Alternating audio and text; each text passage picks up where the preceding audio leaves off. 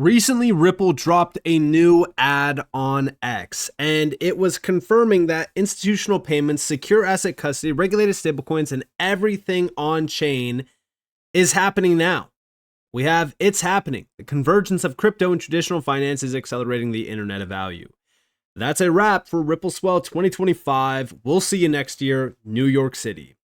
So yeah, listen, when we think about what's been happening here, especially when it comes back to Ripple and these utility-based projects and, companies in this space that are fully focused on the future of crypto, it's very clear that 2025 has been a completely different year for crypto. It is a night and day view going back to 2024, 2023, 2022. It does not matter. Any year compared to 2025 looks completely different, because this is the year where we have been witnessing the convergence of crypto and TradFi. We have been witnessing institutional payments becoming a reality. We have been witnessing stablecoins growing and becoming a big piece of the global M2 supply. We have also witnessed the biggest players out there saying every single asset will be on chain. This is a clear vote of confidence that we are invested in the right things. We are locked in on the right things. And we have nothing to worry about for the long-term future ahead for crypto. Yeah, there will be swings up and down. Yeah, we will witness volatility in crypto. Yes, we will witness the prices crashing. But at the end of the day, we will get to the finish line where we see mass adoption of crypto tech, the biggest institutional players in the world utilizing the technology, every asset moving on chain. This is where we are headed, and it's happening. It's already starting. Over the last couple of days, it has come to my attention that we are now witnessing more and more users having money frozen on exchanges like MEXC. This is a big issue, and it's an issue that plagues the crypto space. It's at a time where these exchanges are not fully regulated. It's a big issue. This is why when I've always mentioned, if you wanted to hold your crypto in custody, it could be cold storage. It doesn't matter where you are holding it. Never hold it on these exchanges. Now, I will say ITrustCapital does offer a premium custody account, which provides you institutional grade custody. This is a US-based company with live client service and support. And you can buy and sell crypto 24/7 on this platform, which is a closed loop system that is extremely secure with low fees. We could also see here that ITrustCapital does provide you with every single thing that you possibly need when you are buying, selling, or holding crypto on their platform. If you guys do want to sign up with a premium custody account today, you guys are more so welcome to do so through my link that is down in the description below. If you deposit $1,000, you get a $100 funding bonus on top of it. And with that being said, let's jump back on into the video. Now, to look at a few things here, like the main thing that we look at here with payments, especially institutional payments, we look at regulated stablecoins. We look at RLUSD reaching well over $1+ billion in total supply. And then we think about the XRP ledger as well, because the XRP ledger right now has well over almost $400 million+ in total RWA value. It has 47 RWAs tied back to it. And the stablecoin market cap is well over 400+ million, up 44+% in the last 30 days. We are watching as more money is moving onto these networks than ever before. We could see that by just looking at the view down here. Also, in terms of stablecoin market cap, we could see RLUSD taking a massive step to the upside, going back to just the beginning of November, hitting well over $200+ million. As I've mentioned before, we will see a major push in this market for the things that we talk about. What I meant by that was these utility-based projects that nobody wanted to touch forever because they were boring. They were, oh, utility doesn't matter. It's all about hype and speculation. Now, all of a sudden, the biggest things that matter in this space is real-world application value, utility, and if things are compliant and regulated. Things that before would have been laughed at. No, now we are seeing the sea change. And these types of projects, these types of networks, they are the real deal. Now, when we think about that, right, the main thing that I have been focused on is stablecoins, because stablecoins are the easiest thing to track in this space.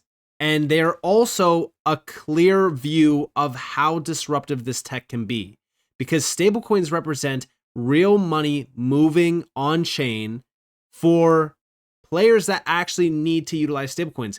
So when we think about the users in which, are tapped into stablecoins, it's typically people sending and receiving money around the world, but also sending and receiving money to their family from like the US to, any other country in the world where maybe they're working in the US to help their family out overseas, and they're utilizing stablecoins now because they don't want to get hit with the massive fees.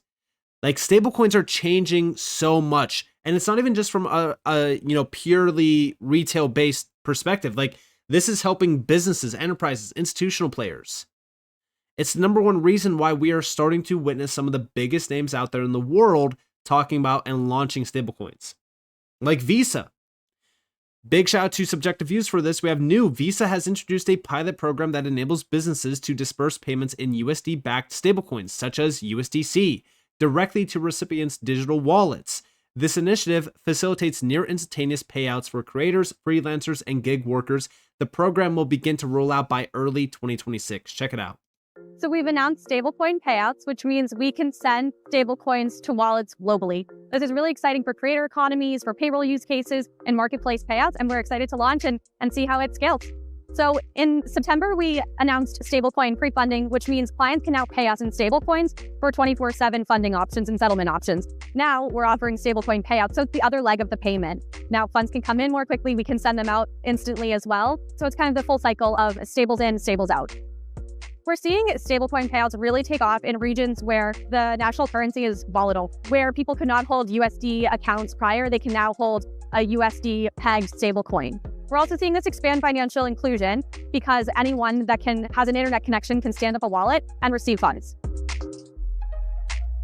Yeah, listen, when we are starting to see names like Visa tapping into stablecoins, talking about how disruptive stablecoins are, how efficient stablecoins are, I think it's time to really take a step back and realize what phase of this entire market we're in.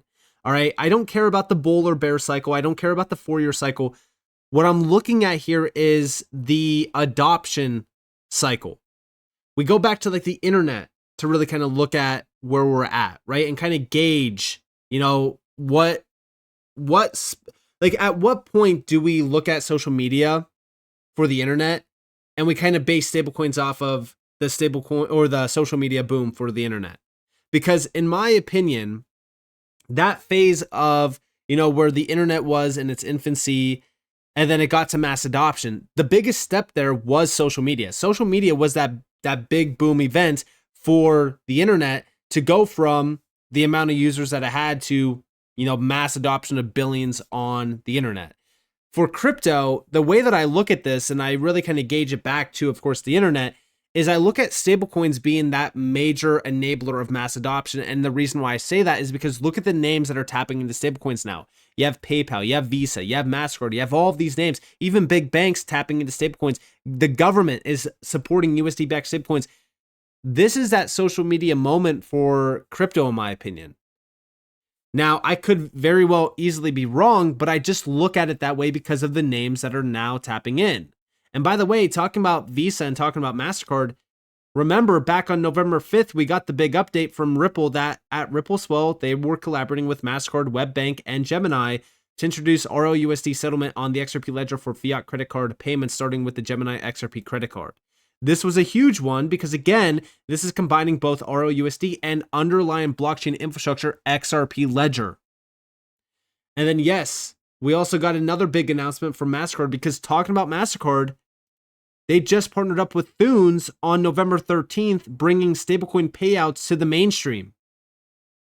MasterCard, mind you, MasterCard, a name that almost everyone knows, tapping into Thunes that will now facilitate near real-time payouts to stablecoin wallets. This is via Thune's direct global network, harnessing the speed, liquidity, and 24/7 availability of regulated stablecoins. They just announced a partnership with Ripple with ROUSD with the XRP ledger, and now they're tapped in with Thunes. Why is this important?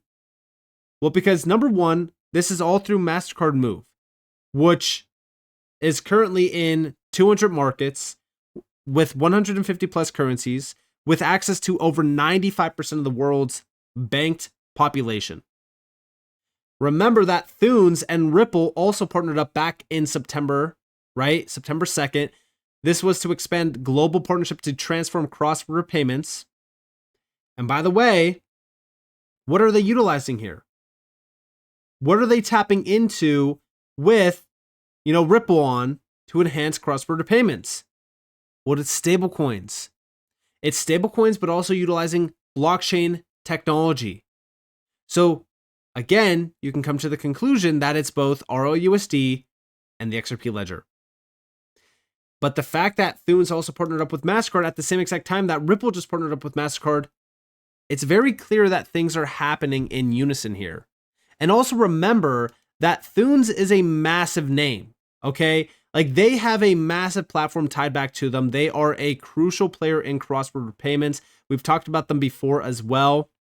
They have crazy amounts of investors, Visa also being one. If you look at their network itself, they have over, 130 plus payout countries, 80 plus currencies, 3 billion mobile wallet accounts, and 4 billion bank accounts as well. We're talking about 7 billion accounts in total. It's crazy how massive this network is, and they're already partnered up with Ripple. We also know MasterCard is partnered up with Thunes, which is also partnered up with Ripple. I mean, it's very clear to see what's happening here. But then also, when it comes back to stablecoins, think about all of the players that are tapped in with stablecoins now, right? Like, even the IMF is talking about stablecoins, crypto, tokenization. Yeah, they're still talking about the risk tied back to it. But the reason why they're talking about stablecoins now is because of how big stablecoins are becoming. Obviously, they're not tracking like ROUSD here or anything like that. It's because USDC and USDT have been around for so long. But it's crazy because, stablecoins are now reaching crazy percentages of the global money supply. And this is not going to slow down. Even the US Treasury, Scott Bessent, said that stablecoins could surge by 10x. This is within the next, 4 years roughly, growing from $300 billion to over $3 trillion. And it's because the US government is fully embracing stablecoins. They have said that, when it comes back to stablecoins, it actually supports the US dollar and the US dollar dominancy within the digital age of payments. And then we are also constantly seeing more and more retail-based names like Zelle allowing crypto-based stablecoins for transactions. So if you're thinking about this logically, all right, we have Zelle. I'm pretty sure we have Stripe now as well. Visa, MasterCard, all of these typical Web2 names around payments, they're tapping into stablecoins in a big way. This is all leading to mass adoption. This is why I'm saying that, stablecoins could very well be that social media-like moment for crypto, how it was for the internet. Because again, social media is what caused, the internet to go absolutely insane. Before, we witnessed social media, yeah, the internet was being utilized, but not at scale at all. That's why we are focused on the use cases within crypto that could potentially lead to the next 100 million, maybe even 500 million, maybe even the next 1+ billion users to be brought on chain. And stablecoins, in my opinion, is the easiest way to onboard more users, especially when you have names like MasterCard or Visa, and then you also have Thunes tapping in with stablecoins. Like, these are already names that are, tapped in with billions of accounts, hundreds of millions of users. So then we could already see how this can lead to mass adoption. So right now, I am watching stablecoins currently I have my eye set on them, as well as, of course, tokenization, because I think that these are like two of the biggest things for crypto, especially to reach mass adoption. But I'm mainly looking at, with stablecoins, the names in which are adopting and pushing out initiatives around stablecoins, because if we are constantly seeing more names like Visa, PayPal, MasterCard, all of them launching stablecoins or tapping into stablecoin initiatives, it's very clear that this is that mass adoption moment. It might not happen overnight, but it will lead to mass adoption because these are enterprise players that already have a massive client base. And yes, Ripple is right at the center point of this, because Ripple is working with some of these names already, with, of course, the XRP ledger and RLUSD tapped in, around these use cases. So I'm very excited about the future here for stablecoins. I think that they are 100% a major thing to focus on if you are holding XRP or any utility-based projects, because this will lead to those underlying utility-based networks also being utilized at scale. So I'm very excited about the future. And with that being said, I hope that you guys enjoyed this video. If you guys did, definitely leave a like, subscribe, turn notifications on because more free content. You guys are more than welcome to follow me on Twitter and join the free Discord in the description below. And with that being said, guys, thanks for watching. Peace out.